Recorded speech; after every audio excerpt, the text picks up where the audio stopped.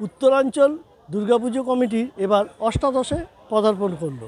এই পুজো মূলত সাবেকিয়ানার ঢল রয়েছে এবং ঘরোয়া পরিবেশ।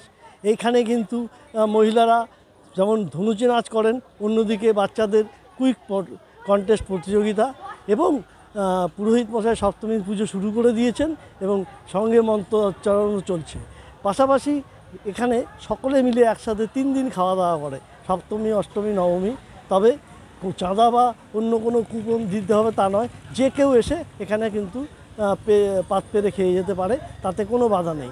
সব মিলিয়ে উত্তরাঞ্চল পুজো কমিটির এই উদ্যোক্তারা কিন্তু এই ঘরোয়াভাবে পুজোটাকে পালন করে, এটাই তাদের মূল উদ্দেশ্য। পুজোটা কত বছর? আমাদের এটা 18 বছর, এই বছর অষ্টাদশ বর্ষ পড়লো। কী কী অনুষ্ঠান বা কী কী বৈশিষ্ট্য রয়েছে এই পুজোটা?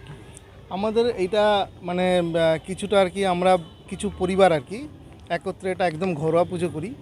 এবং আমাদের মূল বৈশিষ্ট্য হচ্ছে মেয়েদের ধুনুচি নাচ এবং মেয়েদের আরও কিছু আমাদের ওই প্রদীপ জ্বালানো, হাঁড়ি ভাঙা এবং বাচ্চাদের কুইজ কন্টেস্ট এবং ওদের বসে আঁকো প্রতিযোগিতা এবং আমাদের কিছু সমাজ সচেতনামূলক কাজ হয়, সেইগুলোর মধ্যে আমরা চেষ্টা করি আর কি যতটা সম্ভব অ্যানাউন্সমেন্টের মাধ্যমে যে প্রত্যেককে জাগরিত করা বিভিন্ন সামাজিক বিষয়ে এবং নাগরিক দায়িত্ব পালনের। উপলক্ষে কোনো খাওয়া দাওয়ার ব্যবস্থা?